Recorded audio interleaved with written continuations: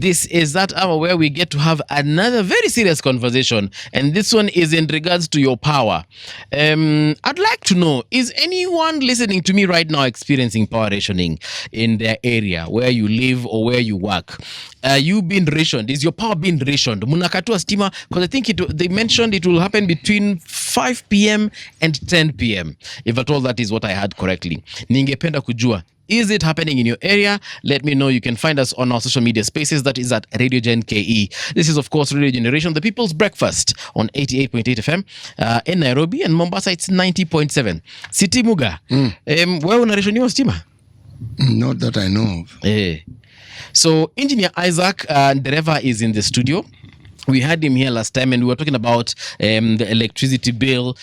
You explained some things about that electricity bill. I got to understand a lot. And you also said that there's a lot that can be saved on that bill. But anyway, conversation for another day. Let us talk about our power generation in the country as it is right now. The president was in Qatar, I think, a day or two ago when he said that we are currently experiencing power rationing. He said, we need several megawatts. Your jargon sikuyelewa. Kindly explain to me, first of all, how much power do we consume in this country?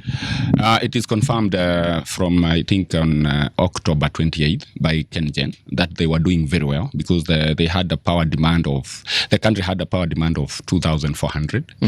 And we were able to sustain. 2,400 what? Megawatt. 2,400 megawatt. The country has an installed power capacity of 3,311 megawatt. But installed doesn't mean that is what is generated, because sometimes you may, for example, let me give Lake Turkana with turbines. We have an installed capacity of 310 megawatt. Just to explain what a megawatt is, your bulb could be 60 watts. Yes. If you have 1,000 of those bulbs, they will be 60 kilowatt.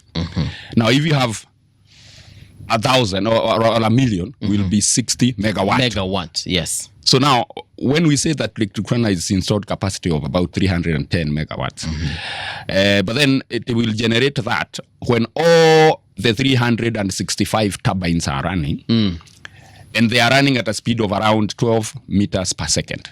But then sometimes wind doesn't blow at that speed always. And sometimes always one turbine is on a service or something. So we normally get around 200 megawatt. Okay. So much as we are saying we have 3,311 megawatt, you might find that all the sources are not contributing to their full capacity. So 2,400 megawatt could be what is sufficient at that particular point. Yeah. But I'm sure even if we have around 2,600 megawatt of a demand, we should still sustain. But just to clarify, there is none of the areas that we are having power rationing. Because several headlines are saying this. For example, and I've just read to you, we have 1, 2, 3, 4 saying that already Kenya is, experiencing rationing in different areas. They haven't said which areas these are, but inasemekana that tuko na power rationing. People sometimes confuse power rationing and power blackout. First of all, I would want any Kenyan who is experiencing rationing to come out loud and say, kwetu from 5 to 10 p.m. hakuna stima. Why? Because there is not enough power in the country. Hakuna kitu kama hiyo. What has happened is that sometimes due to maintenance of Kenya Power, you have some blackout because you don't have a transformer or something. And that is very few areas. A power rationing affects a region because it has to be switched off at a station. What would I call at a substation is what switches off. Lakini kama wewe neighbor akona power and then you don't have, that is not rationing. I remember in 2000 tulikuwa na power rationing because nakumbuka nilikuwa natoka shule, I was in a day school. Nilikuwa natoka shule na nafika nyumbani na napata hakuna stima. And stima ilikuwa inarudi sometime huko 10-11 o'clock in the night. That was power rationing. That was power rationing because it was scheduled. You could even know what time you will not have power. And it's the same thing that is even happening in South Africa. That you are told this region will not have power at this point, and then this other region will be scheduled not to have power. But now, when you have intermittent loss of power, that city has power, you don't have power, and you're in the same region, being served by the same substation, that is not power rationing. And we have not reached to that point. And even KenGen confirmed that they were able to sustain 2,400 megawatt. But Kenya, nilikuwa nataka kuita Kenya 1. That is the president. Yes. The president, Dr. William Ruto, while in Qatar, Yes. alisema right now Kenya is experiencing power rationing. You see, What did he mean by that? first of all, that doesn't mean anything because there is no power rationing.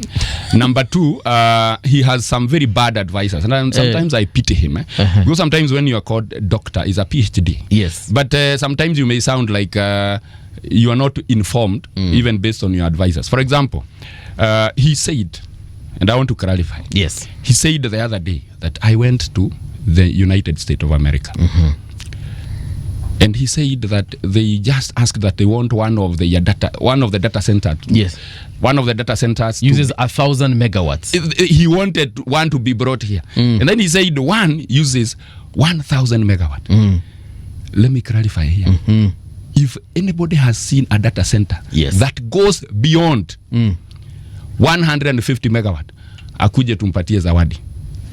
Let me tell you, the biggest data center, I think, in the world is in Nevada. And it consumes a maximum of 150. And see, a maximum means you don't have the full load. So you could be consuming. An example is what we have. You see, N-Box 1 in Nairobi. Yes. Mombasa Road. Is the biggest in Kenya. It consumes 4.5 megawatt. 4.5. The N what now? N-Box 1. What is that? That is a data center. That's the name of a data center in Kenya. So N-Box 1 in Kenya, iko hapa. I know data centers are a bit funny because people didn't know that those things exist. First of all, what are they?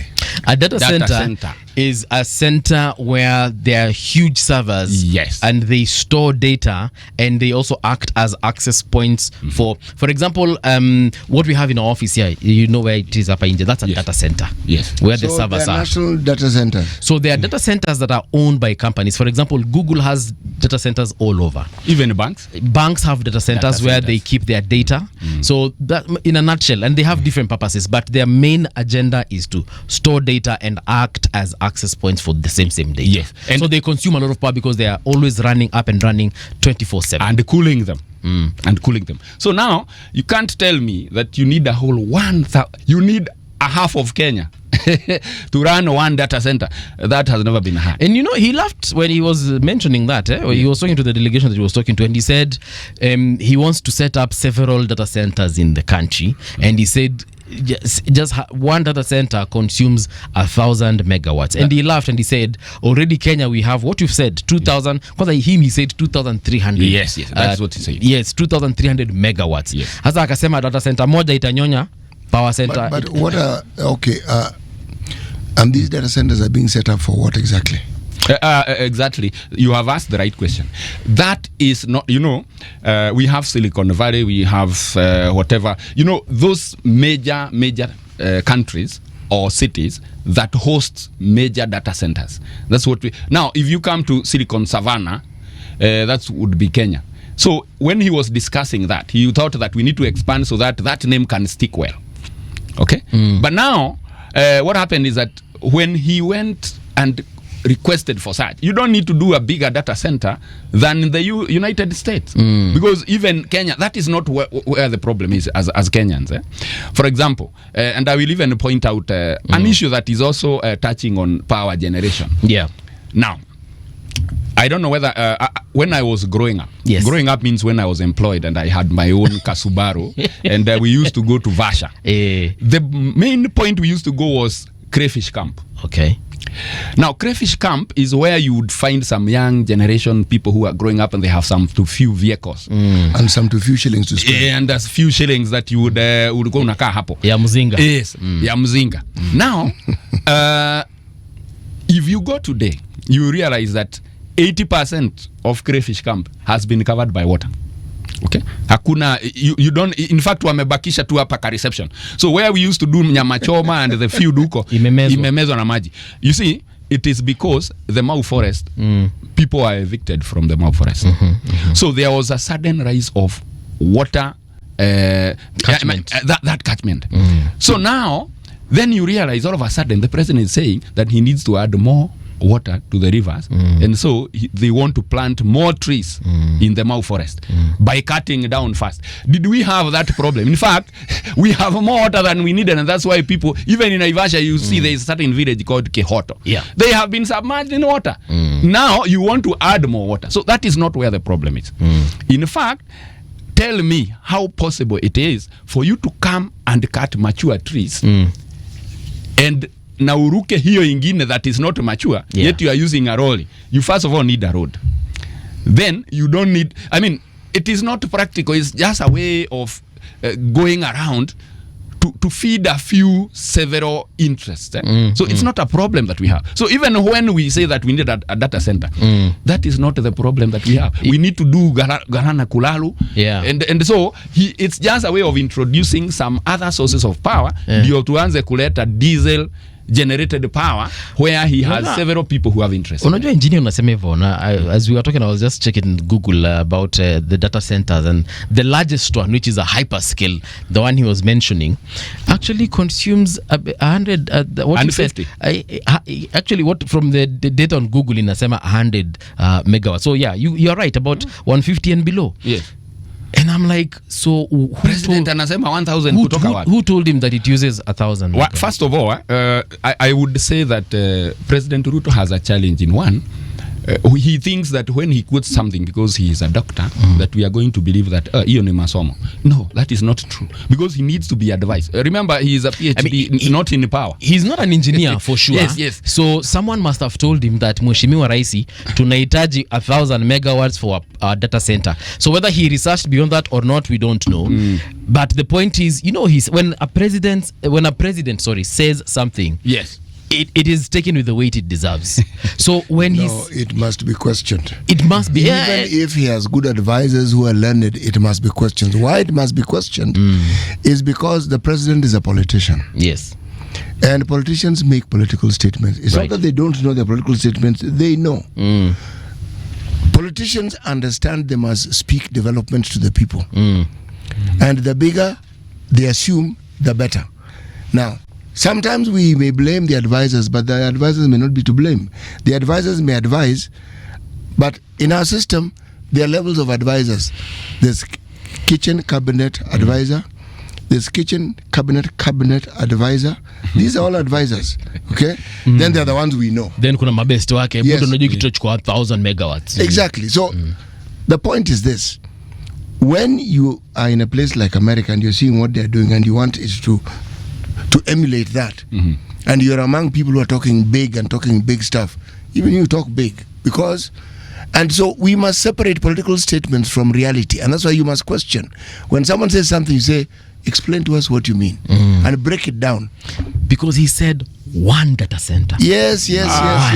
As I said, if you are going to stick on that, then you are going to have a problem, because the president says very many things. Yeah. Okay? And then he laughed, and then for me, I was like, why nye Kenya tuko nyuma? Then now we're having this conversation, and I'm like, actually, Kenya tuko mbele sana. We are ahead. Let me say, we are even doing better than South Africa. You see, South Africa have some serious power rationing, and that came about because, of course, when they got independence, they were quick to replace the people who are maintaining the stations. And as a result, they brought in people who are not very serious about maintenance. So with the time, because of their coal plants, they realized that, kumbe, we were supposed to be doing that. You know, sometimes even the colonizers had a plan on how the demand is growing, this is what we need to do. But then when these other people came after wakapata independence, they removed everybody and wakakuja hao wenyewe. Then they didn't have a plan. Wamefika mahali that now they don't know what to do. So even the maintenance of the coal plants, some of them are even 30% efficient. But you know, engineer, even immediately after the independence, when some of the colonialists were still in place, it's something I've never understood. South Africa still had power rationing. I never understood it. But the theories around it was this. They had a certain output of production. With independence, the demand grew. Because there were now more people. There were shanty towns, as they were called, but the government went into what we refer to as affordable housing. And with affordable housing came the usage of electricity. Very many places that previously did not have what you may call direct power now had it. People were setting up also man of small industries.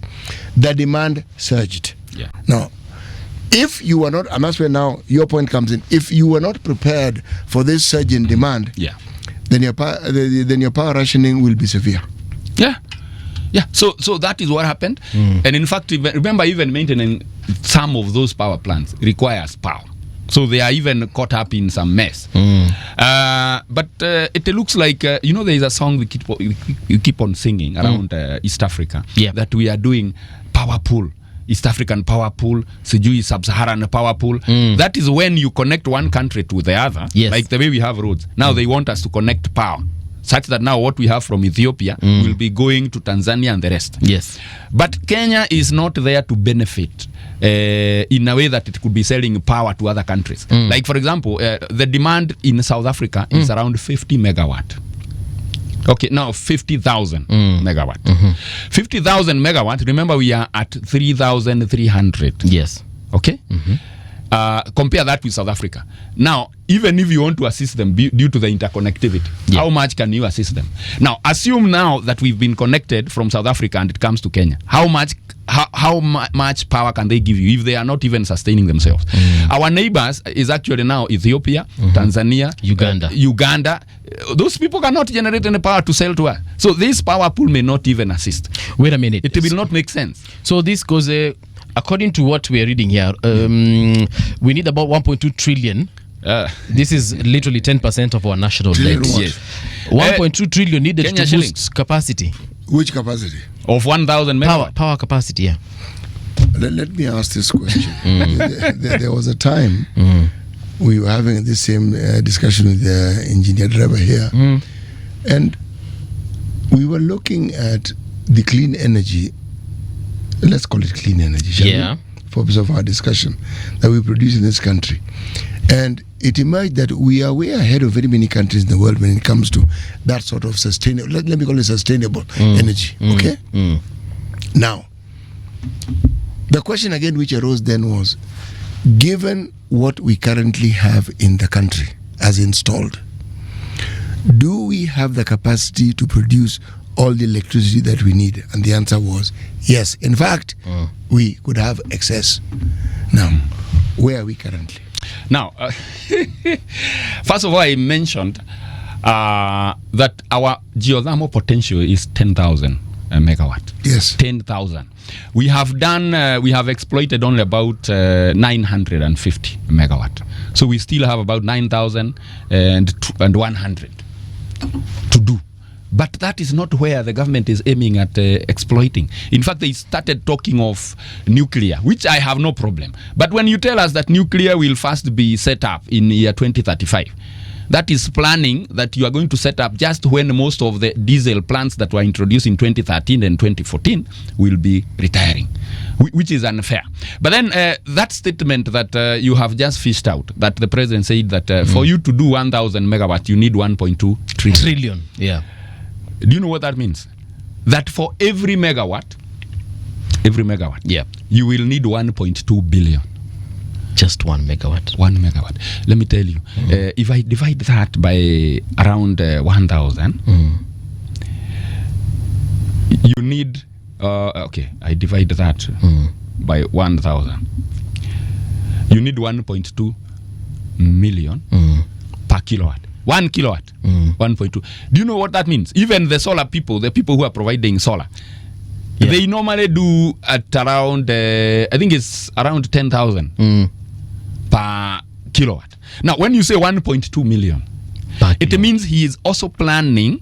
There's a very big, what would you call it when you use money in a very bad way, and you are telling Kenyans that this is what I'm planning to do. And that has always been what governments have been doing. Because, for example, remember when I don't know what happened to the expressway. And then just a few hours, Murkomen was out there saying we need 700 million to repair. Do you even think a QS would take a day to do that approximation?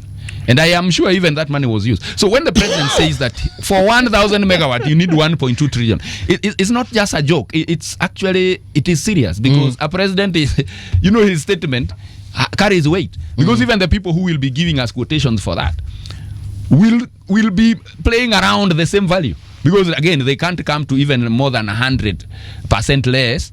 Okay, talk of about 50% less than the figure that he quoted. Yet he was not advised by the designers on how much it will cost. And then again, remember, even when he said that, what has been set up in Nevada, in the United States, which is 150 megawatt, all that has been powered by renewable energy, solar and all that, and wind. So these people who are coming to set up the data centers, if they will be coming, part of their cost should be the source of power. So you give us a quotation of the data center inclusive of the power supply, because we have a very good profile of renewable energy in Kenya.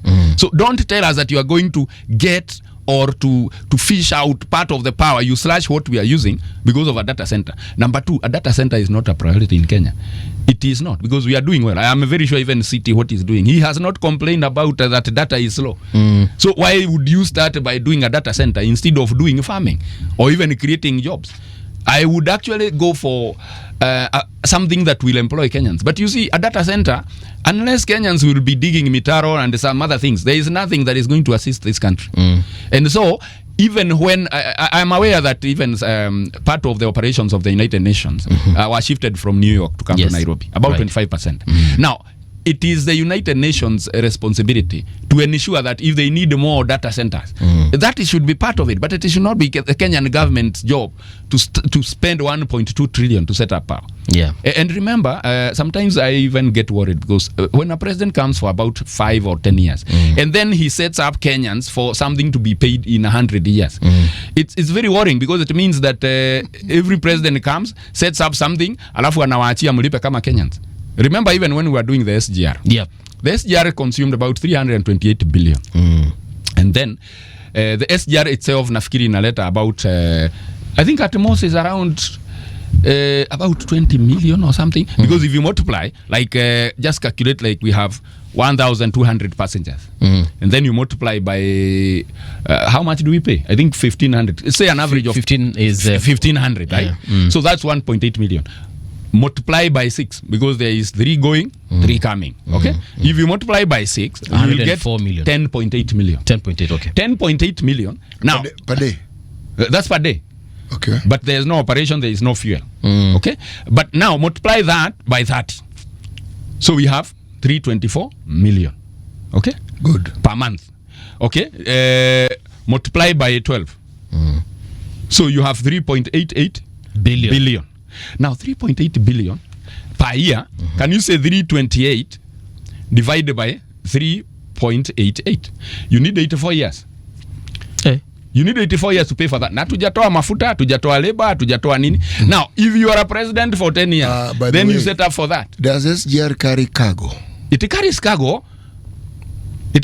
But just imagine that what you are using to carry cargo, or what you are getting, is what goes to the maintenance and labor for this other one, or for all of them.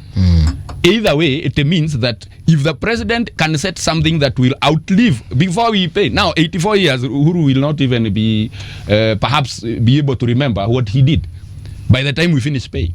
So when you are a president and then you come and say, you make a decision that will affect Kenyans long after you are gone, it is unfair. And that's why we are saying sometimes this public participation is what needs to be emphasized, so that Kenyans can make a decision that we are Kenyans, you are the president there. But then, even as you tell us what to do, you remember you are going to leave us. So can you involve us in decision making? So a lot has been said about this power expansion. Yes. So they're saying, for example, speaking in Doha during a meeting with Kenyans living abroad, the head of state said that 1.2 trillion is required to expand the country's power capacity to 10,000 megawatts and ease persistent shortages. But he also said that this will be part of the plan to also make Kenya into an industrial hub. Can we use that power to actually make Kenya an industrial hub? No. I would say for you to industrialize a country, it requires a lot of things. First of all is the ease of doing business and the environment itself. We are aware that, in fact, even when he's saying that, he needs to remember that companies like Base Titanium have closed down. You know, they've closed down because basically they were not renewed for the lease for mining was not renewed. Is that the only reason?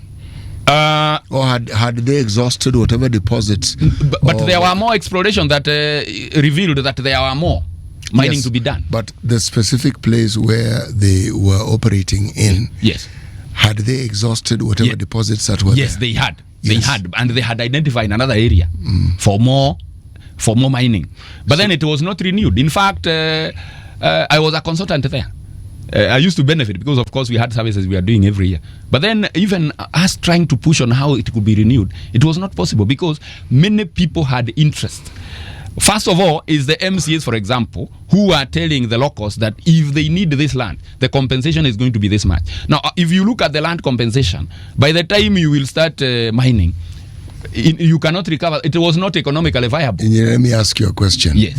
Is there any development project in this country, any, Yes. especially if it's sizable enough, that doesn't have many interests? Of course, sometimes interest exceed what is economically viable. Really, and what's the yardstick? How do we decide that these interests are? I mean, for as long as I can remember, Yes. the moment we allowed civil servants to legally be involved in business with the Ndereva Commission, Yes. the new constitution has muted that considerably and has even laid out and explained. We opened a Pandora's box that is very, very difficult to close because now it is the norm. Yeah. Whether it is an MCA, whether it's a village elder, anybody who has a voice, whether it is a simple. But the bigger question in my mind is this: the understanding of what is good for the community, because the argument that was with the titanium mining is, how much did the community actually benefit realistically? First of all, I would say that the community benefited in, I would say it's actually I would say it's 100%. One, remember quite a bit of the revenue that was coming from the titanium mining, a good percentage was going to the local government. And number two, what percentage? I think it was 5%. 5%. So a small percentage was that's going. a huge amount. You remember, it is only in Kwale. It is only in Kwale County that will not be bothered. Have you ever gone to Diani and someone clamped your car because of parking? That cannot happen because they already had their own money. So they are not hungry. Go to Moranga, even on Saturday at 4 p.m. You will be clamped. You have not paid for the parking. Well, Moranga doesn't have titanium. Yes. No, that's what I'm saying. That is what goes to explaining why they are not hungry to get money from Kenyans, because they had their own money. So it was quite a huge amount. No. Number two, look now, after it has been closed down, Ukunda itself, Ukunda as a town, it will go down because what other interest or what other generation of income comes from that area other than the hotels? You know, the point that I am actually trying to make here is this. When we say 5%, Yes. the next question is 5% of what? And is 5% considered a reasonable division of the revenue when you have, should we say, the foundation on which this particular mining entity from Australia has brought in? But it's a question not about titanium. It's a question about iron ore in Taita Hills. It's a question about the coal deposits in Kitui. Yeah. It's about all the natural resources that we have in this country and streamlining it and having a policy so that we know whether it is crude oil, that when an investor comes in, Yeah. it is understandable and they know that the division in our country is as follows. The community gets this. The tax you pay to the national government is this, etc., etc., etc. Why am I asking this question? Why am I stating it? Because we want to talk about electricity and we talk about power supply. Yeah. All these entities that we speak of require power. Yeah, of course they need power. Exploring all these things, they require power. Yeah. Now, one of the biggest hindrances that we have said to our industrialization process has been the cost of power in this country. So when we have this discussion, the question I'm asking myself is, all these things that we talk about, are we talking about getting to a point where the power that we produce and the cost of it makes us competitive when it comes to eliciting and bringing in investment? Actually, in fact, I'm even worried when the government says that it needs to develop, it will lead to industrialization. You know, that's why I was saying industrialization itself is where you find it profitable to operate because the cost of power is cheap. But now, as I've always said, that there are 8 components in the bill. Now, if you look at our neighbors, you don't have sometimes more than 4 because you just have the VAT, then you have some few things. Now, in Kenya, you need EPRA to get money from the Kenyan. Yet, it has been, it's a government entity which should be paid by the tax. So, but then you have 8 cents of every kilowatt hour you pay EPRA. Rural Electrification Authority. Rural electrification that needs to be done, some connectivity in the rural areas. You give 5% of that cost per unit. Now, if you ask how much is the cost of connecting power to a new consumer, you'll be given around 180,000, and you'll be told there is no subsidy nowadays. So that is gotten from the tariff, yet they are not even connecting. You will get even Warma, who are proposing that instead of getting 20 million per month, they now want, I think 400 million. Because of what? Because of they are saying that they are the ones who maintain the catchment. What is maintaining catchment for you to get? Actually, I need to understand. You need to understand, Warma. Yeah. Let me explain. And then explain maintaining catchment. I don't. Okay, now it. what they purport to be doing is that you need to get like 400 million per month, according to what they proposed. I know they were getting around 20 million. That they are the ones maintaining the catchment. Now, when you go to the Seven Forks, you know, those rivers, the Tana tributaries, comes from the Abadeas and others, Mount Kenya and all that. So when they go through the rice plantations, and then they land at the Masinga. Now that Masinga is the collecting one. Now, when Warma says, or the authority says, that we need money so that we can maintain the catchment to ensure that this river always flows, they will need to go and buy fertilizers and take to the forest. Just wait. Yes. Catchment is where the water comes from. Yes. The collecting, yes. the source, and the flow, the system where it flows, including it flows to where it actually eventually ends up, and it crosses through the rice farms. Yeah. Does it also include maintaining? You're talking about rivers. Yes. You're talking about rain, siltation. Yes. You're talking about the levels of the rivers reducing. Are they talking about the cost of, say, like for instance, dredging it to make sure that the depth can retain more water and the flow can be greater? Are these the things they're talking about? You are close to what you would expect as a Kenyan, but they don't do any. Because, for example, water has come from the forest. And then between the forest and the dam, which is Masinga, you have very many rice farms. Yes. What will you do to those private rice farms when you collect our money? Because you cannot touch my own farm. So unless you cannot come and say, I'm trying to do some dredging so that this water can get deeper. You know, remember, where the water is flowing is not the problem. Where water is coming from, the source, is where the problem is. Okay. So now, if you collect money, you must tell us what you are doing with that money to improve the upstream. Okay, the upstream is the forest. So what exactly are you doing in the forest so that we can get more water? And that's why I said, unless you are putting fertilizer on the trees, or you are planting more trees, and then explain to us why that should cost 400 million. Okay. Per month. And this is monthly. This is monthly. Okay. That is what they are proposing, but they have been getting around 20 million. What were they doing the 20 million in the first place? That's what I'm saying. It's just basically maintaining the employees. I don't think there's anything else that they do. Because okay. What's their role? I've heard of Warma. What's their role exactly? Warma, what they do, they purport that they are the ones that maintain the water sources. Remember, even when you do a borehole in your own private plot, they will come and say, you see this water you are getting, we know where it comes from, and we are maintaining where it comes from so that it doesn't dry up. Now, when you ask them practically, in fact, by the way, remember even Tana River Development there's something called TARDA, Tana River Development Authority. Those are the ones who maintain the dams, like for example Masinga. So even Water Resource Management Authority cannot come and purport to be maintaining that dam. Can I just read for him the mandate of Warma? Yes. So this is according to their website. Nowadays they are called WRA. Yes. So the Water Resource Authority, WRA, is a state corporation established under Section 11 of the Water Act 2016. It is mandated through delegated authority on behalf of the national government to safeguard the right to clean water by ensuring that there is proper regulation of the management and use of water resources in order to ensure sufficient water for everyone now and in the future.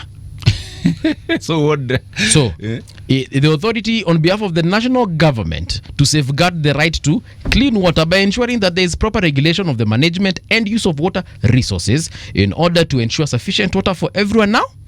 Okay, so how do in the they do future. this? Sasa si ndio unaambiwa hapa na engineer that you, and you know they charge us on the bill that like he's explaining. But we were going to get back to that electricity bill, but this thing that they've said is very nicely worded. How do they do it? All right, sasa si So that when someone tells me Warma is on site, so okay, so what are they doing exactly? Sounds nice. To ensure clean water, what do they do? I mean, this thing that guarantees that mandate is visible. So when I ask, I can see Warma is on site. City, you need to mention that today you are having a problem with Warma because they have not done this and this and this. What is that you would demand? Since we're talking about electricity, let's go back there. This bill, yes. Okay, so are they also in our bill, Warma? Yes. It's among the 8 components. But the reason why your bill is what it is today, Warma contributes. Yeah, and I'm looking still on their website. This is their functions. Yes. Water resource regulation. I can see here there's a dam and a river. Water resource regulation. Regulation, yes. Okay. Community and county engagement. Naona hapa kuna mahali kuna taps 3 zimefunguliwa maji, yes. Watu wanachota na mitungi. That is the face of community and county engagement. Then water use allocation. There's a lady here in the lab, I think she's testing water. So water use allocation, and then water resource assessment and monitoring. Then there is water resource data management. So how they in my bill, I don't understand.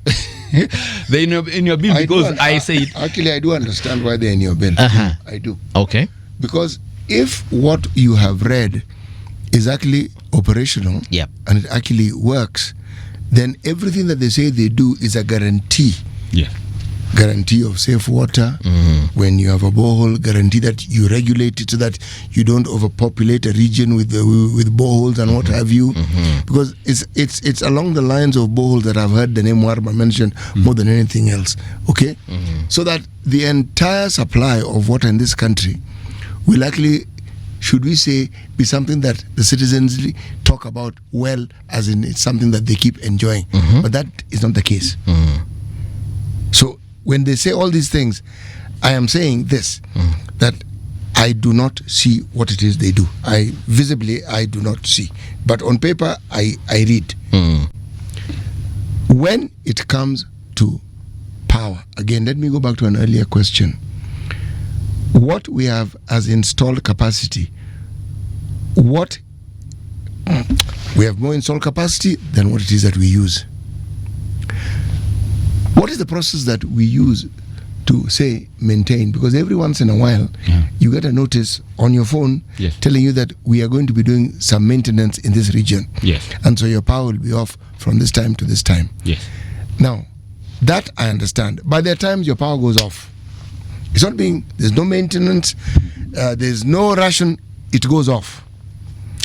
What happens, and I think it's, first of all, let's agree that from around 2010 to date, around 2010, I think the connectivity was around 25% of the country. Right now, we are around 76.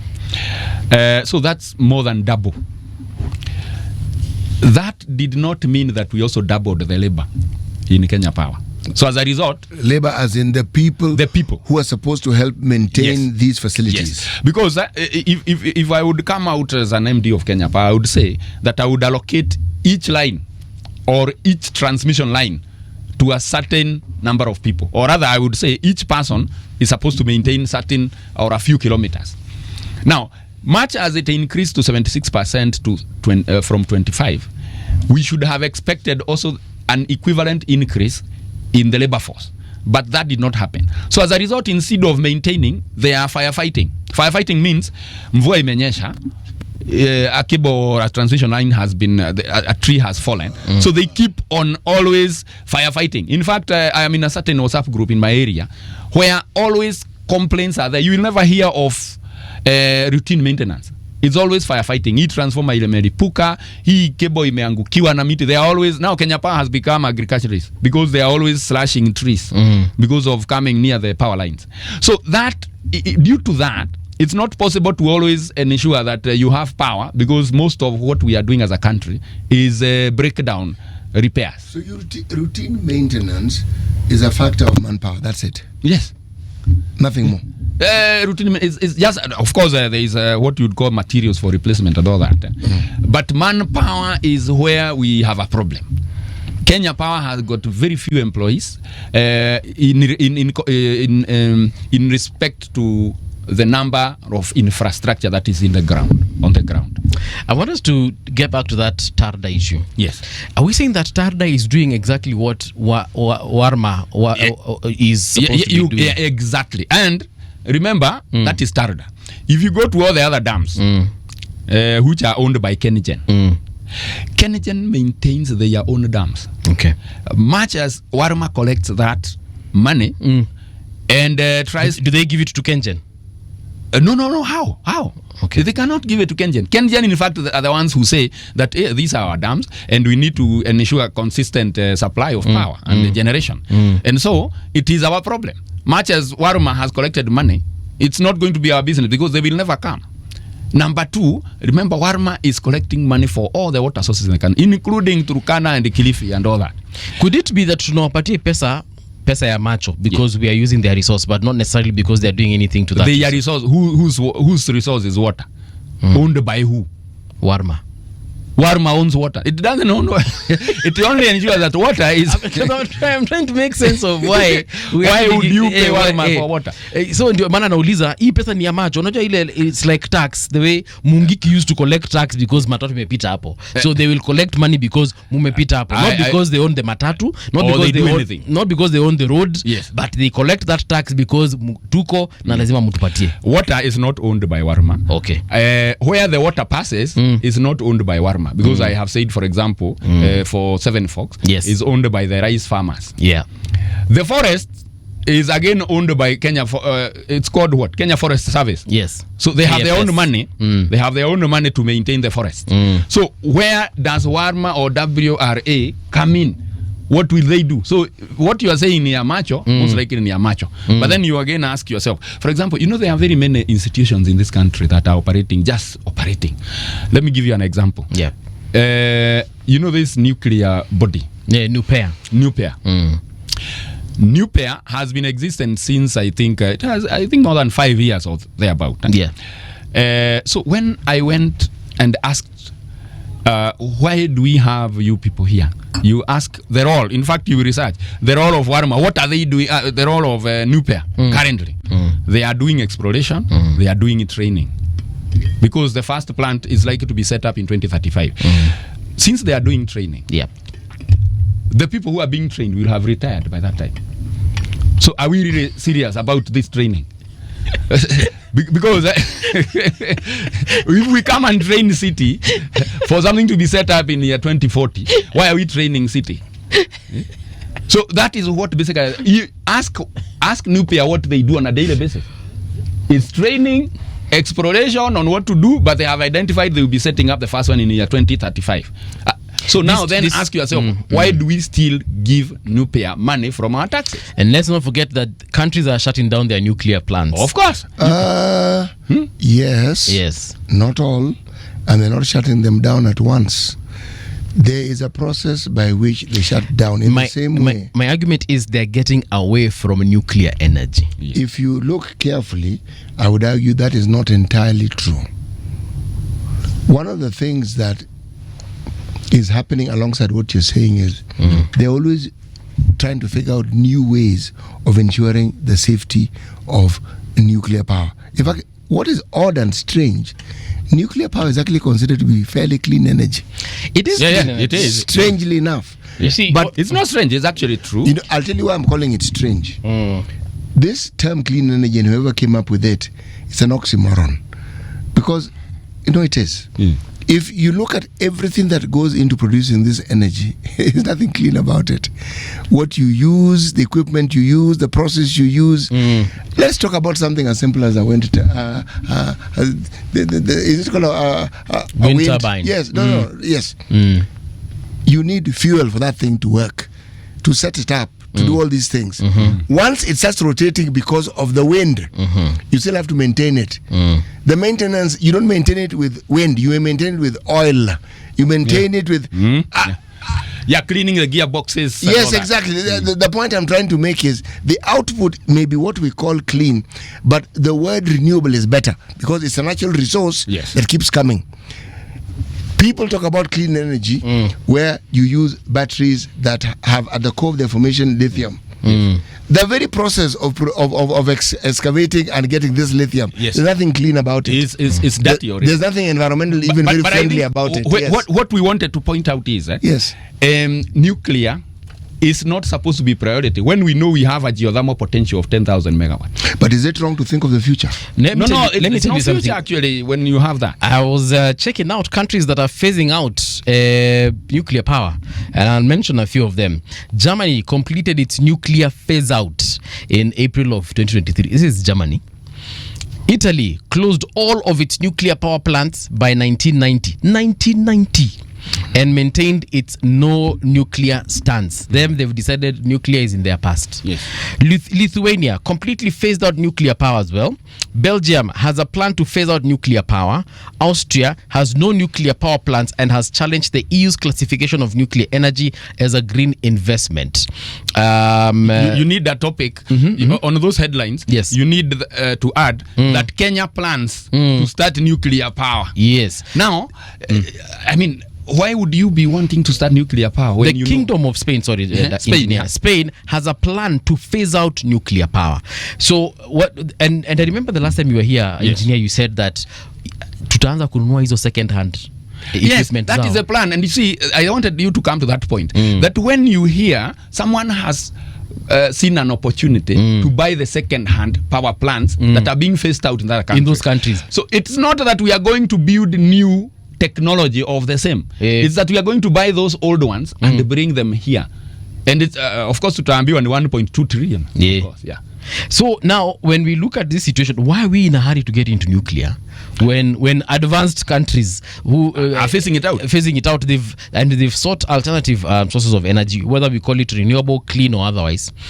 They have gotten there because for whatever reason they have decided this nuclear is no longer working for us. It's actually working, but they want to go clean because, of course, even disposing the nuclear waste is a challenge because it is very radioactive. But what we are saying as a country, as Kenya, we have a lot of renewable sources we are not exploiting, and that's why I said when I heard the president say that we need 1,000 megawatt. That's the time I noted that the cartels who have been setting up diesel plants are already again waking up. And we have closed several power plants that we are using diesel, like Kipevu 1 and Kipevu 2. Are we still paying them though? No, we are not. Those ones, the contract ended. But again, we revived the Muhoroni gas turbine after shutting it out, and we noted a nationwide blackout because the lines were not stable that would serve there. So they decided that let us restart this one, and then we started bringing Adani to do Chemosit line and all that. That is not what is priority. Priority is to do Nairobi Mombasa line so that we can phase out the diesel generators in Mombasa. So the priorities in this country is not driven by actually what is needed. It's interests. You know, the discussion around nuclear power is not complete if we do not look at countries around the world. Even as others are phasing them out, they are building nuclear plants. They are also still using nuclear power. China, India, South Korea, Pakistan. But you can't call them as very advanced countries compared to Kenya. No. Those countries are very advanced. In terms of, I mean, when you mentioned Germany and Italy, I mean, it's better you mention. They've phased out theirs. I'm talking about countries in the world that are powerful, that are developed, and they are building.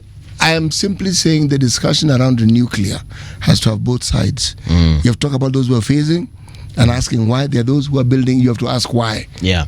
But If there was a worldwide ban where nobody is building, then I would say, okay, I get it. Nobody's building. But others are building it. Why? But They're just like Kenyans. do you think it would be a good idea for us to get into nuclear power? I don't understand enough about nuclear, the science around it. Kama tu hizi zetu za diesel, kama hizi zetu za umesema gas, kama hizi zetu tu za wind, kama hizi zetu tu za geothermal tunashindwa kuzimaintain vizuri na kuzifanyia venye tunafaa kuzifanyia.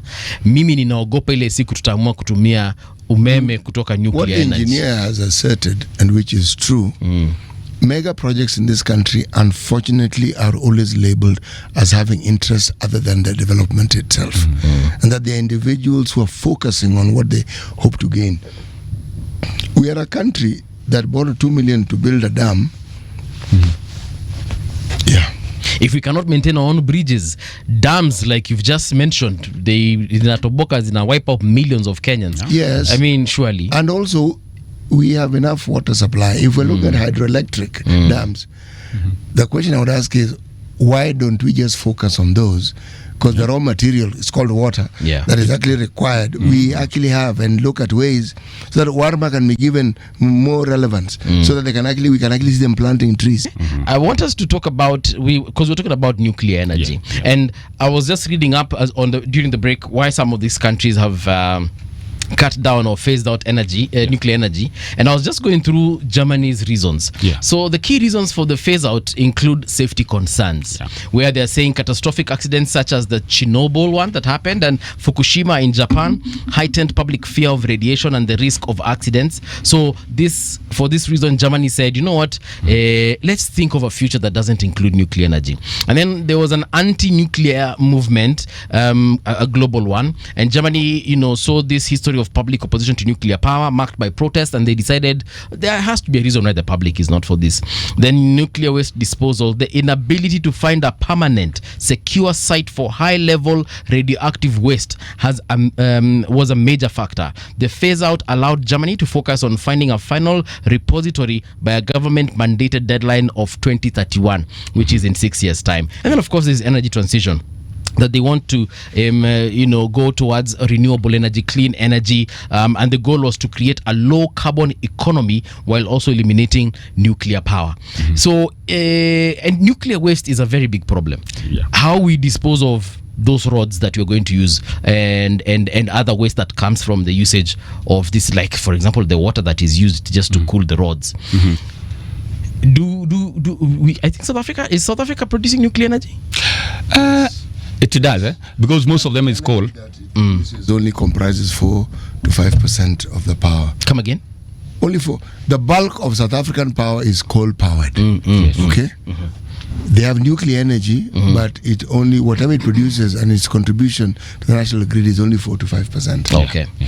So, in lieu of what we've just read, when we look at especially the waste, the waste alone, forget even the production, the waste. Upper Kenya, where would we even dispose of this nuclear waste? First of all, it's not even. It's ambitious to think of how to dispose the nuclear waste if we are even having a problem with disposing asbestos roofs. Okay, because even tracking who has asbestos has become a challenge. I think it's NEMA that deals with that. You need to pay a lot of money for that asbestos disposal, and I think it's normally done in Kilifi somewhere. So when you're in Kisumu and you need that to be done, the easiest would be to dispose and hide it somewhere. Once it's not on the roof, and it is somewhere in on the underground, nobody will question who planted this thing here. So even disposing what we have is already in a corrupt manner because una feature too. Okay, so now when it comes to coming to focus on who is to dispose the nuclear waste, it will be given to people who have interest, and it will not be disposed in the correct manner. But then, in fact, I have not seen how Kenya will have nuclear, and I mark my words, Kenya will never go to nuclear power, because much as we have set up the nuclear agency and all that, it has been there for a lot of time, and they are doing training, they are doing exploration and all that. it will come to a time when they will say, now we need to set up nuclear power. Where are we setting it up? In Kiambu. Which side? Thika. The people in Thika will say, no, not here. The same way you saw the coal plant in, is it in Kilifi or somewhere? People refuse. And once they refuse, the constitution guarantees people that nothing will be done if you are not comfortable with it. Okay. And that is the spirit of the public participation. Now, I thought they should have done public participation before setting up that agency. Now they have set up an agency that is consuming people's taxes, and then there will come a time of setting up, and people will say, no, not here. So I think I have not seen anywhere that we need to be worried about nuclear waste because it will never happen in this country. So and that will be a manifesto by, in fact, the president of this, wale wanasimama president sahi, if they don't mention that we shall never have nuclear in this country. I mean, that is the best selling point. Leave alone tulikuwa tunasema the last elections that we shall remove diesel plants, and much as President Ruto said all that, I can assure you, we are going to have an emergency. We are going to some other plant will emerge that is diesel powered. It will go opposite of what he had promised, and of course, most of the things that he said, of course, are going the opposite. Yeah. So things to do with setting up a plant for nuclear. If the people are trying to be campaigning to be president, if they don't mention that, whoever will mention will be ahead of the rest. Okay. Yes. In terms of our electricity tariffs, yes. Educate us a little bit about that. You were just telling me during the break that we are going to review tariffs next year. Oh yeah, thank you. What happens, and I think Kenyans need to be told this more and more, even in adverts, in media houses and all that. In 2023 April, the tariffs were set that, in fact, power prices went up because they said, and when I say power prices, we said there are 8 components. But there is one component, it's called the base tariff, the cost that goes to Kenya Power themselves. And that cost that goes to Kenya Power goes into, for their operation and maintenance, the power purchase. You know, you buy power and then you are doing operation and maintenance for your own grid. Yeah. And then it also goes to paying Ketraco for the transmission. So that is the base tariff. And for their own profits, of do course. they pay Kengen? Yeah, they pay Kengen for kuna pesa ya Kengen pia. Kuna pesa, that's why I said if you have 10 shillings, a bit of it, like 5 shillings, goes to pay power, Kengen. Then about 2 shillings, for example, goes to for their own operation and maintenance. If they have MDs, they have employees. And then a bit of it, operation and maintenance also requires some spares that will be used. Yeah. And of course, basically operation and maintenance. Yes. And then some of it goes to paying Ketraco for the transmission. And a bit that goes to, there is the Garissa power plant, that is solar. We of course give a little bit of to it's called this renewable agency, REREC. REREC. We normally give REREC a little bit because of their maintenance. Okay. So that is the base tariff. Now, when I mention that, remember now there are other 7 costs. Let me just list them. Okay. There is a forex, there is fuel cost charge, there is Warma, there is EPRA, there is VAT, there is Rural Electrification Authority. And then the last one, I think there is, I don't know whether I mentioned Warma. But anyway, those costs are normally keep on changing. About those other deductions, normally keep on, come on fuel cost charge, come on forex, they keep on changing. But now the base tariff, the ones that I was saying that goes to Kenya Power for them to pay for the few things I listed, it keeps on being reviewed after some time. Now the review we did in 2023, April, was supposed to run for 3 years. It's going to be, I think, around 2026 April, it will be due for review again. Now that review, unfortunately, always comes at a cost that it always goes up. These other 7 components we don't touch because they keep on varying almost monthly. But this base tariff is what now Kenya Power says, because of the problems we have had, we need to review the tariffs, and I think for this category of users, we need to set the price at this point to this point. So that will be done in 2026. Okay. Unfortunately, it is normally said that they need to do public participation, and they do a lot of meetings and conferences trying to educate Kenyans on why they need to increase. I was there in KICC in 2023. And of course, we presented our concerns, and we don't think this is fair, this is what we need to do. But nothing was considered. we ended up going to court. And we said, no, we don't need to implement these tariffs as they are, because there are things that we raised and nothing has been changed. But they went ahead and just did that. That's why we said that as Kenyans, we have no bodies that, because even the courts, when they took up that issue, even when we were in court casing about it, we were still paying. So what would have happened if they would have, turned the decision that no, those tariffs were not good? We had already paid. Yeah. And so sometimes it is retrogressive even to go and face such a case in court when we are still paying. So now, come 2026, yes, we have set up our legal machinery that what they are going to present, they will not implement. And we will attack it from all angles. We even attacked it through the parliament, the committee, the Senate, and the National Assembly, the energy committees. But what ended up in being done by Jane Kagiri, who is a person who was presenting that motion in the House, we eventually got some guidance. And it was said that Kenya Power, with Electricity Consumer Society of Kenya, should join hands to educate Kenyans, and so that they can also come to an agreement on when something is done.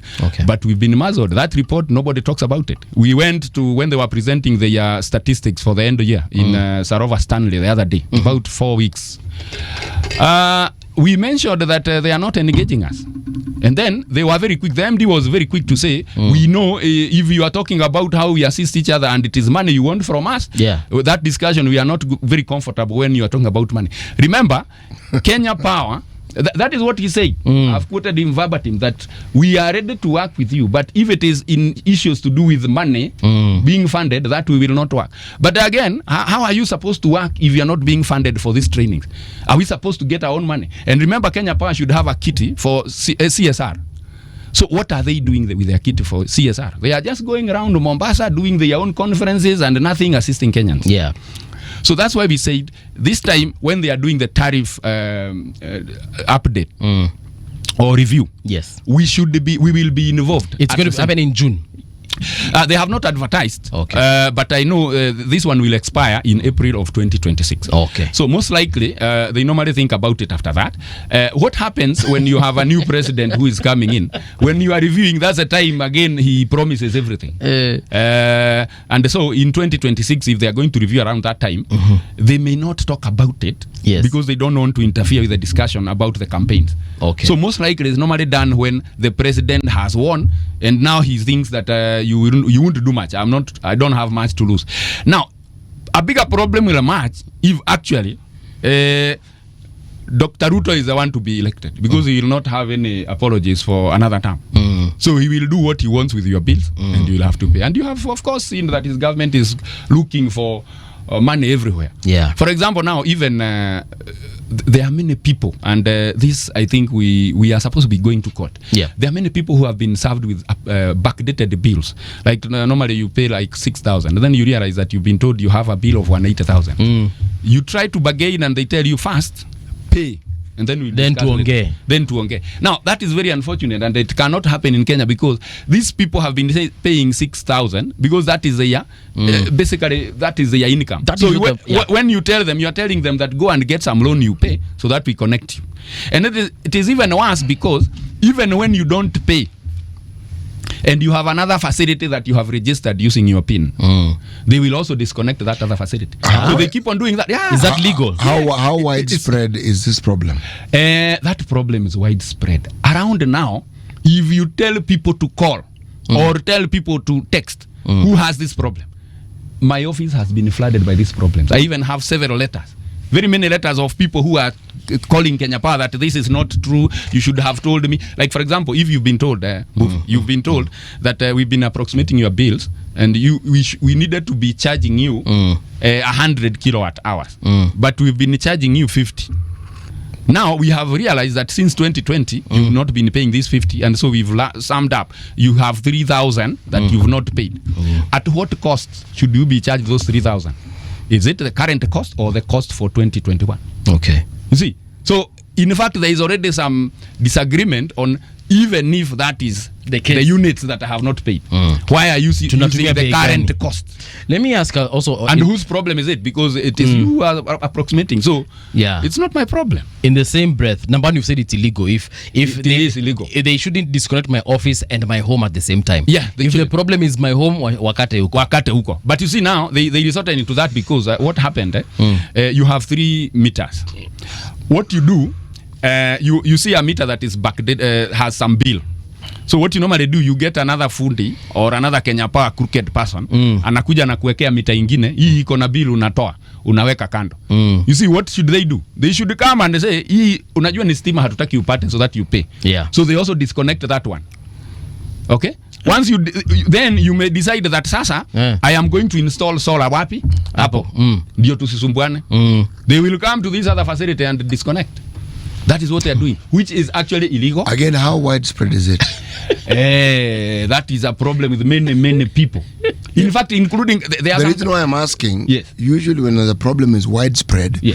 I would have read it in the papers by now. But it doesn't get reported because it is our office that is normally reported. Oh wait, there's a time it was a big deal because I remember a very senior government employee, Dr. Ezekiel Mutua. That time I think he was at the film board. He actually said, and he went to court for that particular reason. How long ago was this?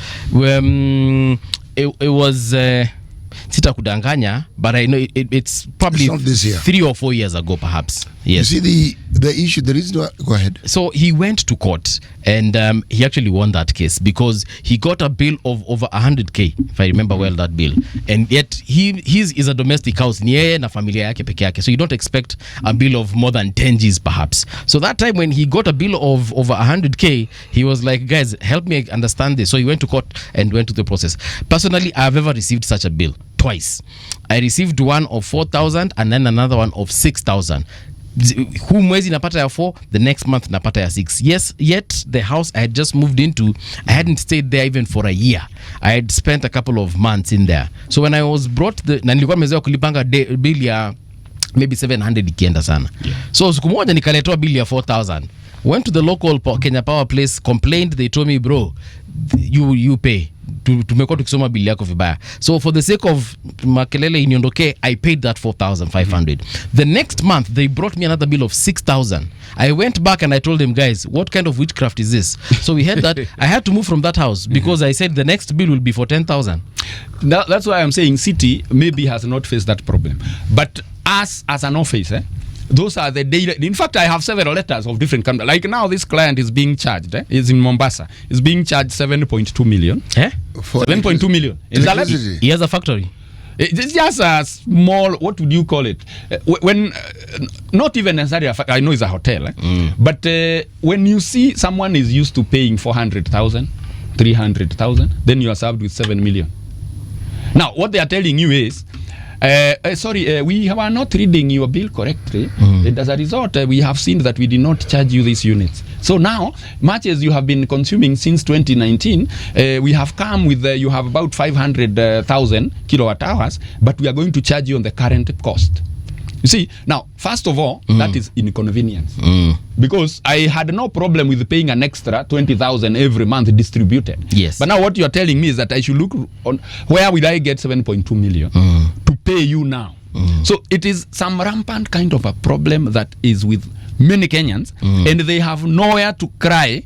They have nobody to cry to, because even when you go to your local Kenya Power offices, they will tell you there is nothing much you are supposed to do, just pay fast. Pay fast. And so there is no the national complaint channel, because you are supposed to go to EPRA basically. If you go to EPRA is Kenya Power is EPRA, Ministry of Energy is Kenya Power. So there is, even in fact I am almost saying even the courts are becoming Kenya Power, because even when you go to complain to the courts, they delay the verdict. And by the time they are delaying all that, you don't have power. But surely, are they delaying, or are they just going through the process they normally It's the normal process. That process is what we are saying is injustice, because you have been disconnected. Let me ask this question. Yes. When you look at the increase in the billing for power consumption, is there any way in which we can relate this to new costs being levied on the power supply? No. Because from what you're saying, it looks like it's arbitrary. So somebody wakes up and decides it's like this guy should pay X, and that's what they charge you. Actually, we have we have segmented the consumers into 40. We have 47 counties, but Nairobi have been split into 3, such that we have like 3 county business managers. Now, those business managers have been tasked with some income target. So in that income target, they've been given a leeway to over-declare what they are supposed to bring in, and they say, Ioni, that is a debt owed, even if it's not true. But they will be seen like, okay, your county is bringing this amount of money. It's only that these clients have not paid. I've seen that as a scheme of trying to impose a bill to you so that the county business manager looks like he is achieving, but it is not realistic. The business manager is a Kenya Power business manager. Yeah, is a regional manager. A regional manager. Yes. But this is different from, they've had regional managers before.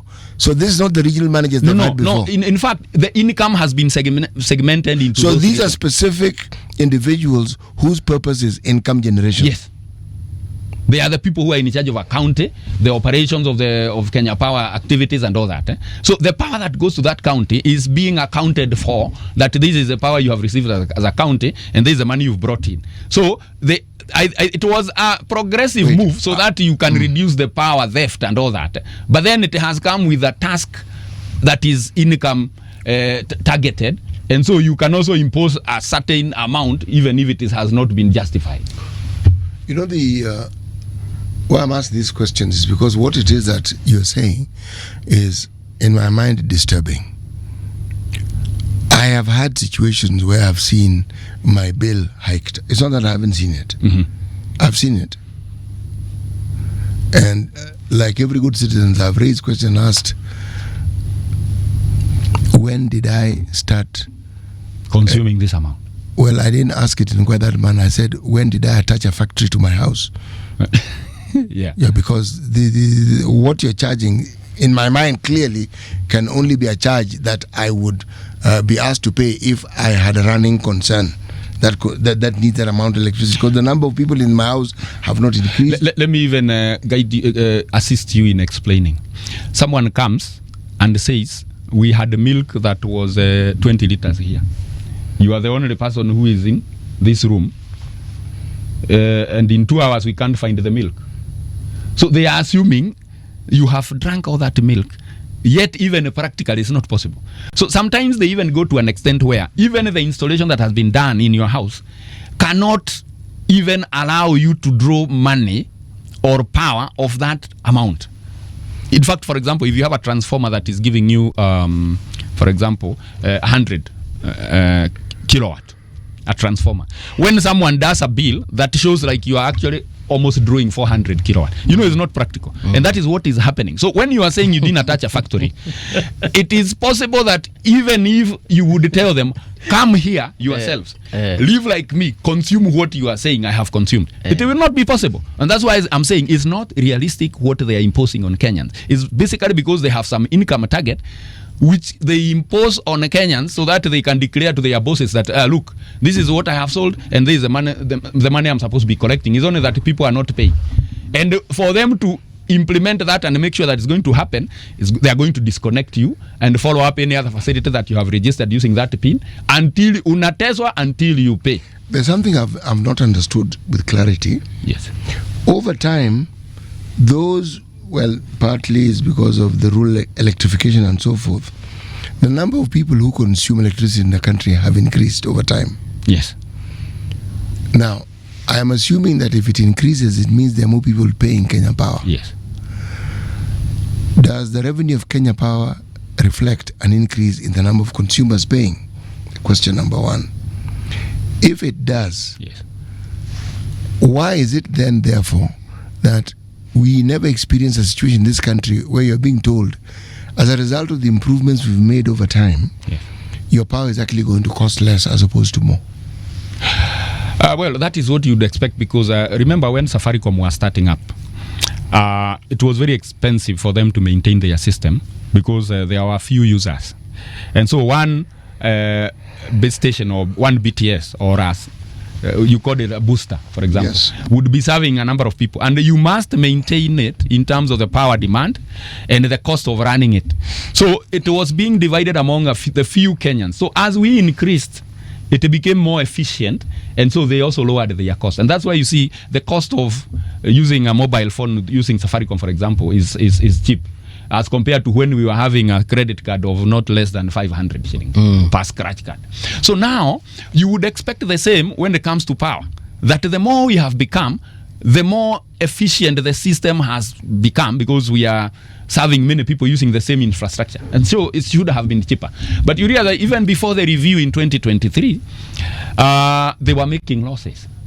Now I was in Sarova Stanley. If I may just pause, where did the losses come from? Of course, due to the buying power. They were saying the buying that power was expensive, and the maintaining the system was expensive. This was the power that they were buying from these diesel operated generators. All of them, Kenyan, all those Kenyan, like Turkana and all that. They were saying the amount of cost that we are incurring in buying power is exceeding our income, so we are making a loss. So when they came, I found them clapping. Again, pause. You are buying more power because there's more demand for it. Yes. So are we saying that the people you are now giving this new power are not paying? Because if you are buying because there's a demand, I assume those for whom you have bought the power have consumed it, and in return they pay you. Look at it as per unit cost. Forget about the total. Look at per unit cost. They were saying per unit cost that we are buying from Kenyan and the rest, and how much we are selling that unit is becoming more than how much we have bought. It still doesn't make sense. Does it make sense to you? I'm trying to decipher. That is how they were getting a loss. And then when they came in 2023, they said, okay, we are going to review because of that reason of making a loss. So they increased the cost of power. Now, what they increased... This is not the tariff you were talking about. Yes, the tariff. Now, if you are making... for example, you are selling power at 7 shilling. Okay? And then... you are buying power at 7 shilling and you are selling at 6 shilling. Just imagine that if it comes to 7 because of even maintenance and operations and all that, so it comes to around 7. So they were making a loss of 1 shilling. 1 bob, yeah. Now they came in 2023 and they said, we need to think about this power. So they brought the cost to 10. So they are supposed to be making a profit of 3 shillings. Now they make a profit of 2 shillings. And then they come and declare in a meeting that, we are doing well because we are now making a profit. Is it really a profit they are making? In fact, they are doing worse than when they were making a loss, because even what we should have expected as the excess of 3 shillings is now 2 shillings. So there is even more problem. If were it to be with the previous cost, they would be making a loss of 2 shillings. So, but unfortunately, when we are reporting and we are clapping, you basically don't understand that this is not a profit you have made. It's basically the cost that you've decided to get into the pockets of Kenyans to come, and you are forcing a profit. It's not actually a realistic profit. So that's so it, on their books, yes, when they declare, when they balance it, yes, does it come off as a profit? Does it come, like, for them, they declared it as a profit? Yes. You know, there's no, go ahead. You see, what I know what you're asking. You are wondering, is it really a profit as per se, or is it because of the money they have hiked up the prices? You know, you can get a profit because of hiking up the prices, but it may not translate into actually your own efficiency that you have made profit. Also, what we are arguing here is the efficiency. Is the efficiency for you to now make a profit? You need to actually be paid the same amount and then make a profit. Okay. But now, if you make a profit because you hiked up the price, that's not a profit. So you're not doing well. I understand the argument now. Yeah. Okay. So that's basically what they did. And you would have expected that with increased, as what City is saying, with increased consumers, it would have become more efficient. So they would have made the profit without adding the cost. But now the consumers became more, yet they even increased the cost. And then they are now declaring profit. If you look at it, basically, there is no profit. They are still making a loss. Yes. You know what I find strange with some of these things that we are talking about? Yeah.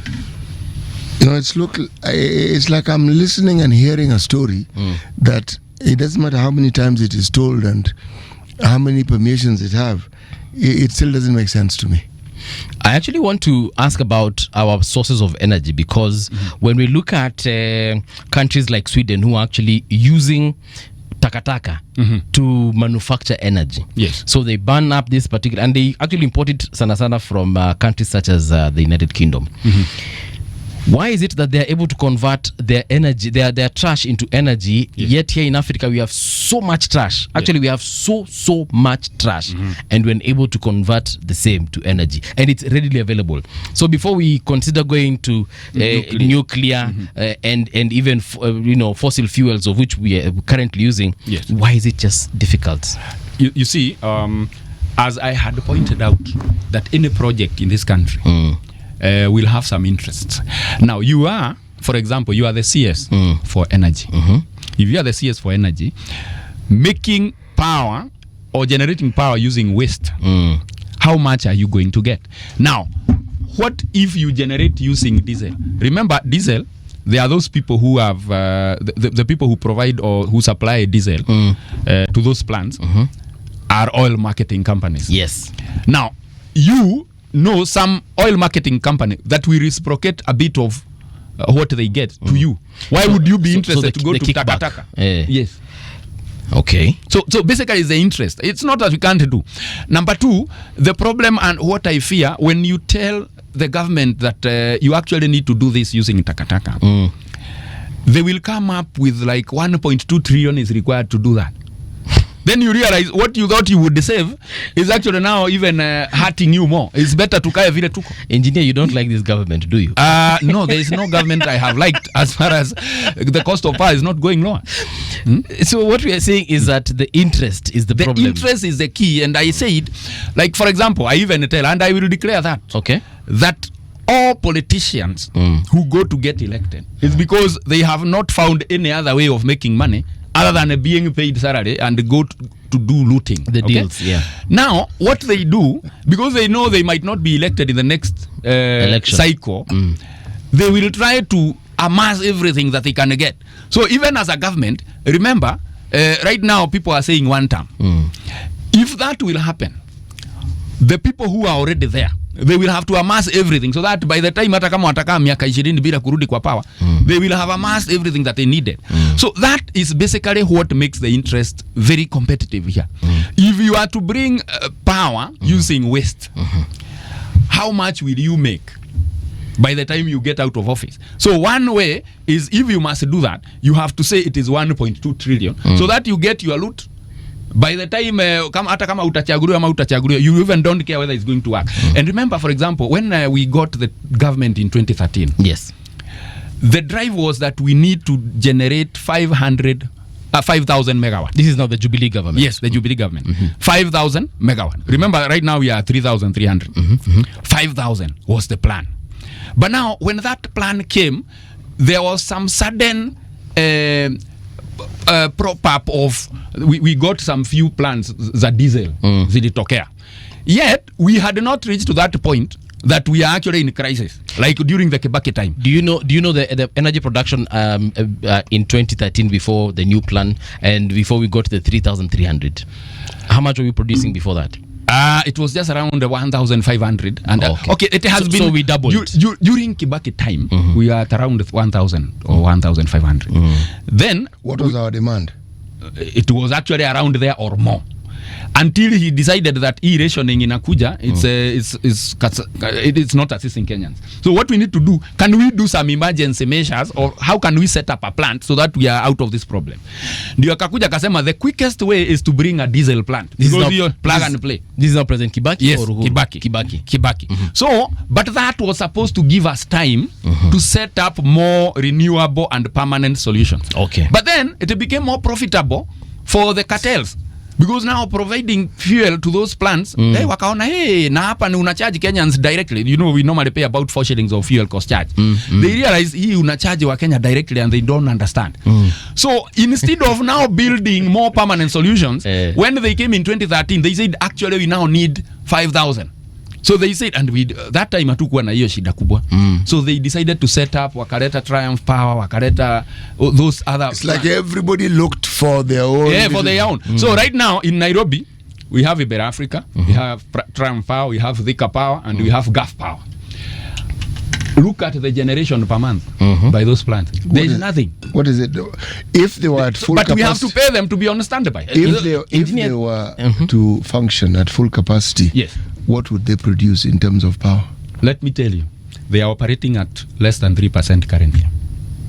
So you can imagine, we have around 600 megawatt of diesel plants. Coming from those you've mentioned, those four. The capacity is the installed capacity, that if we are to start them all, 600 megawatt. So we don't, in fact, if all diesel plants are to work, that's why I say, of which they don't work. They don't work, because the only one that is working currently and very reliably is Rabai and Kipevu 3 in Mombasa. So you've said why? Because you've said 3%, that's 18 megawatts. Yes, around 18 megawatt.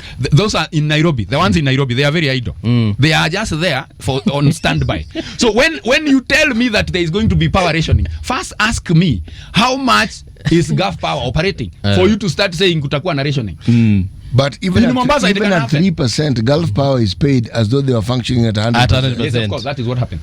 You didn't know that. It take all pay. I am here waiting for you to come out of work. So when I am packing, you need to pay for that hour. I remember you showed me a chart. Yes. It was a PowerPoint, I think. It was not a PowerPoint. It was a PDF Excel something, yes. Yes. And it showed the ones that are functioning and the ones that are not working. Yes. They are on standby.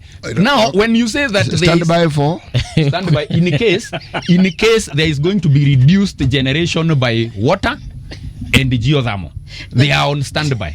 But now that standby is too much standby, such that when the president is saying there is going to be power rationing, you first need to tell us how much did the Gulf Power produce until we have seen now we have a problem. Now, if they are talking of that we don't have crisis, we have crisis, they should start developing other permanent sources, much as we have, like now we have some standby of about 400 megawatt. 400 megawatt. And they normally light up in the evening. But even if you look at what is the demand at that particular time, we have not exhausted, because there are some plants that have not been started. But the demand in the evening, it's not the entire evening. It's for certain hours. And then the demand goes down. And that is the time those plants are switched on. They are switched on. Zina run. But even when you look at when they have been switched on, they don't run at full capacity. So for you because they don't need to. They don't need to, because we don't have that demand. So for you to start saying that we are actually going to have some rationing, you first need to tell us that he Gulf Power in a run at 100%, he ingine Thika Power in a run at 100%, kama ni Rabai in a run at 100%. Now we don't have, sasa itabidi wengine wazimwe. But now utashut off Kibera na Monagani na Rabai, I mean Gulf Power is on 3% load. So that's why I'm saying we have not reached to that point of saying we have crisis in power, because we have those ones who are on standby. But then what we should think of, instead of relying on this standby, we should actually we should develop more from geothermal, which has a potential of 10,000. Much as they say is base tariff, because that is what they normally say. You know, Kenya Power has always gone to the Parliament, the Energy Committee, and they said, unajua hiyo ni base tariff, we need something that is flexible. Go to other countries. Why? You know, they say, for you to start up a geothermal station, I mean, kuhakisha tu, you need like 3 hours. Yet the demand is supposed to be instant. You need power in 10 minutes. But then hawa wanasema kuhakisha inatake kama 1 hour, 2 hours. Is it true? It is not true, because okay, in the Kenyan setup, it is true because of the technology. Why is it true? It is true because actually practically lighting up that station can be a lot of work. Other than, of course, they have brought the wellheads. Wellheads are instantaneous points. Instead of taking it to or Kariawan, or to, instead of channeling that steam using pipes to a station, they are generating at that point where it's popping out.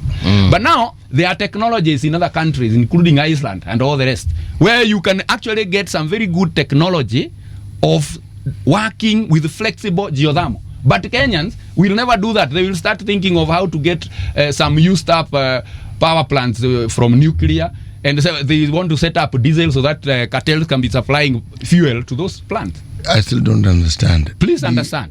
The thing is, we have all these units, all these enterprises producing power. At full capacity, what they produce will surpass our need. Yes.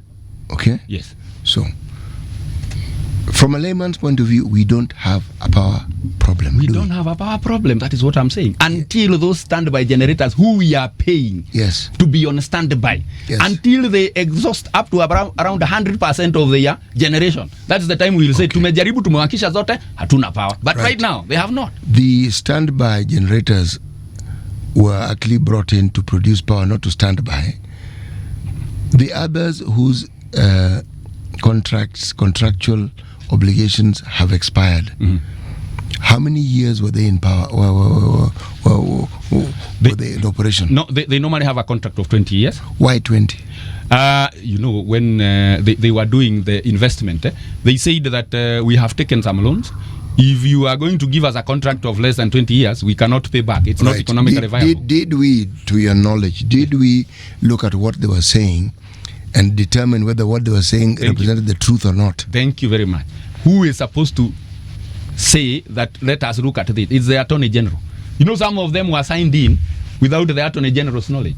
So they don't even have an exit plan. As in, if like when President Uhuru said, let us look at these PPAs so that we can retire some of these ones that are harming us.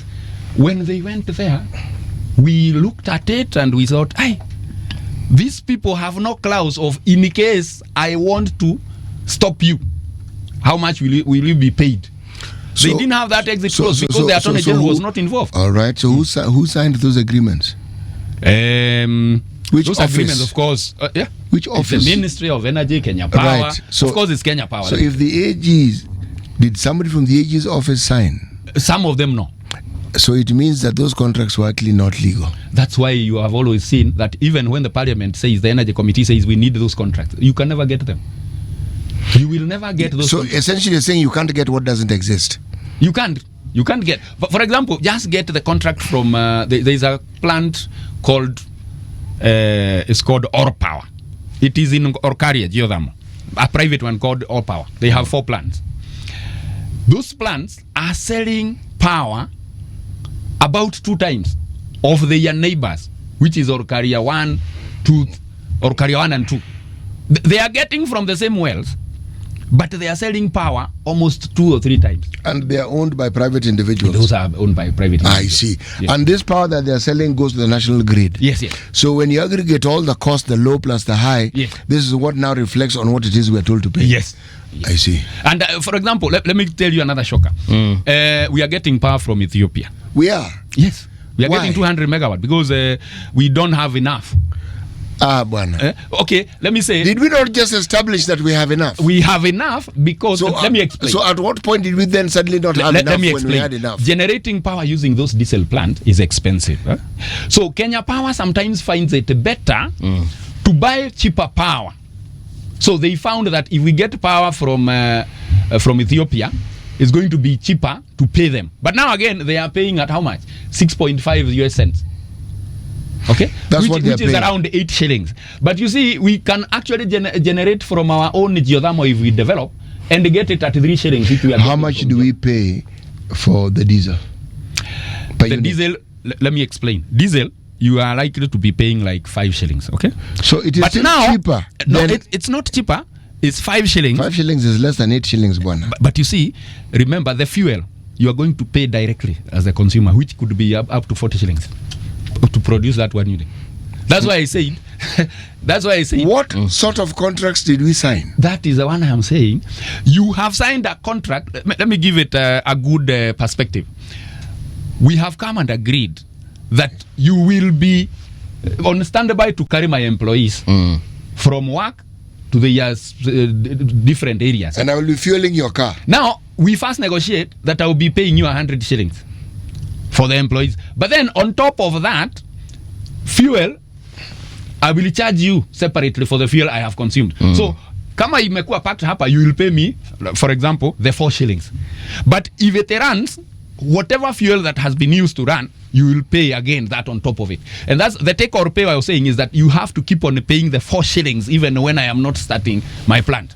But now, once it runs, the fuel that it uses, you are going to be charged later, or it will be on top of that cost. And that's why you see I was saying that the fuel cost charge will keep on varying per month. What is the cost? What is the cost? Because I understand when someone brings the generator, yes, they are the ones who have borne the cost of bringing it. Yes. And they include all that logistics and everything that goes into it, yes, into what they eventually charge you when it's running. Yes. Did we or have we compared the cost of setting up what we can locally? Yes. Whether it is renewing, building the capacity of our dams, building other dams. Yes. What that cost would be let me say, the opportunity cost of building the dams and other sources of energy when compared to these diesel-powered power generators that we have. Good. I think you come to the point that I wanted you to understand, that the problem is not that decision making. The problem is, what is the time required to set up what you are saying? It might require 2 to 3 years. So, what is the time required to set up this diesel plant? Could be 2 months. Which has more benefit to the cartels? It is a diesel plant. Why should I worry building a dam for 3 years? I have understood all that. Yes. If we know it takes even 5 years to build those dams, yes, all right? Yes. It goes back to the question I asked, why are we giving these guys a contract of 20 years? You see, is it for building and maintaining or just building alone? You see, the argument that Ndereva presented was that they're saying they've done the arithmetic of their cost. Yes, but all these things have to be varied in order for us to accept that 20-year period is what is necessary for such a contract. They could not. You remember? I remember I told you that even the people who are signing this contract are already beneficiaries. Like if you are the CS, for example, and you are setting up, your friend is setting up this plant, and you be benefiting. Atakwambia sasa hii kitu ndio tusaidike vizuri, put it at 20 years. Okay, then you will start giving reasons. Oh, I have taken loan, and by the way, they take those loans with the foreign currency. Oh, nimechukua hii loan wapi. There's a con there, right there, because if the loan is not being taken in Kenya, of course, you take the loan wherever it is you come from. Yes. The interest rates they charge, they are not the same as ours here. Yes. These are much lower. Much. In fact, many of them are single-digit loans, as opposed to these exorbitant Shylock loans that by the Kenyan banks. Yeah, no, seriously. Believe me, it's completely different. This entire enterprise doesn't make sense. The president said that we need to construct several dams. Yes. I really can't remember the number, but I know they're in the tens. No. He had said 100. You when he was campaigning, 100. I'm talking about even this situation in Doha. Yes. So when he said we need to construct all these dams, and now you've established that perhaps constructing a dam could be 5 years. Is that hypothetical? Is that that's realistic? It is realistic. Okay. Yeah. So 5 years. Does it mean that, assuming we go with even 20 dams, is it possible to make 20 dams in 5 years, or do we make them in phases, and perhaps that is why it will take 20 years? I'm asking to understand because you're the engineer. It depends on the site. If you are doing 5 dams on the same river channel, that could take time. Okay. But if they unafanya moja Sondu, ingine unafanya wapi, they could run concurrently. Okay. Yes. So basically, but I think it can never. It's just a dam is just a project like a road. Like now they want to do Mau Summit. You expect in 3-4 years will be on that road if we are serious, because you are going to commission all the machinery to be doing a section, and give timelines. So this section hii kilomita 5 wewe utafanya by this time. You don't have to give one contract and then akaya hapo miaka 10. Okay. So even for the dams it will be the same. So you contract this various segments. There's a way in which they do it. Yes. And by the way, let me even mention about the Mau. You know, the Mau forest is the one that feeds the Sondu Miriu power station, and it gives us a lot of power, hydropower for that side of the country. Unaona saa hii wamesema we are going to cut down trees, mature trees, you know, that is a lie. We are going to harvest mature trees so that we can get more water. Watch this. By the time you will be telling me, once they start doing that, Sondu power station will have reduced capacity, can even go to less than a half. Na saa hiyo, then it is retrogressive, because why should you plant trees when they are actually trees? You know, nature, for example, city, why should you harvest mature trees in an indigenous forest? What will go wrong if you don't? What are they doing with the Congo forest? What are they doing with other forests? Who say we have a problem with that? Trees have their own life cycle and their own attrition. Yes. They don't need you to help them. Yes. Not really. No, they don't. And when you pretend to be coming in that, oh, you want to maintain natural forests, why are you maintaining natural forests? What is going wrong with the Congo forest? What is going wrong with Mount Kenya? So what will you do? You have abandoned the real agriculture. You've gone to assist nature on how to survive. And it was there before us. Yes, it was there. And actually, when the Mau forest eviction was done, immediately the water levels started to rise. So we don't have a problem. That is not a priority. And it is even very untimely that just when Raila Odinga has passed on, that's the time now we are bringing that issue. And we know he is the person who really actually wanted to protect that area. And that is why they disagreed. The two disagreed during that discussion because of the interest. Now, when he has exited, immediately, you don't even let it go for about a year or so. You have brought your community to harvest the trees and the charcoal and everything. It is very retrogressive of a president in this climate change, era. Yeah, but we are hoping to gain carbon credit somehow, eh? To do what? To do what with carbon credit? For example, if I give you carbon credit, money. The source of that carbon credit is what is being decimated or planned to be. So where is the credit going to come we are from? supposed to plant 15 billion trees. I actually live here, by the way. Yeah. And I'm here 15 billion trees. I've heard all that. You see, my confusion. How are we going to plant them if they're already trees? So we have to cut them and plant. What is the problem with the one that was mature? We have an entire ministry that deals with these things. Entire. And that ministry full of very educated people who actually understand. We actually even have a parastatal that deals with forests. Nothing else. Yes. And they are very knowledgeable people in that particular parastatal. I'm even worried of how the people who look at ecosystem. Do you know how life will be interrupted in that Mau forest? You know, a forest has a lot of animal and life. You know, I've basically been going to that route when you are going to Ereguruoni from Bomet. That forest is thick and you can see life, natural life. Now, you can imagine now if someone is told, ingia hapa utafute the mature tree. I don't know who is going to mark it anyway, and how it's going to be monitored that they are actually cutting the mature trees, and how they will ensure that they have navigate in between without harming a tree that is not mature, even the plants that are climbers.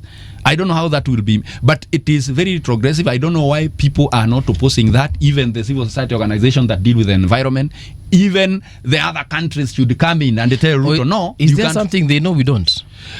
The only thing they know is that they can sell charcoal. I come from Laikipia West. Okay. And I remember when Moi told those people to come, and we used to have elephants around my home area. Yeah. Elephants, leopards, and all that. And a lot of monkeys.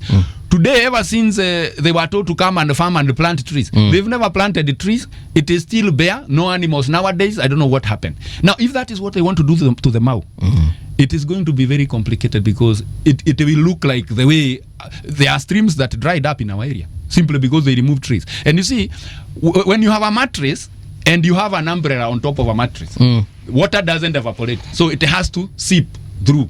And that is how rivers form. But when you remove the umbrella, it will evaporate. So that is how rivers disappear.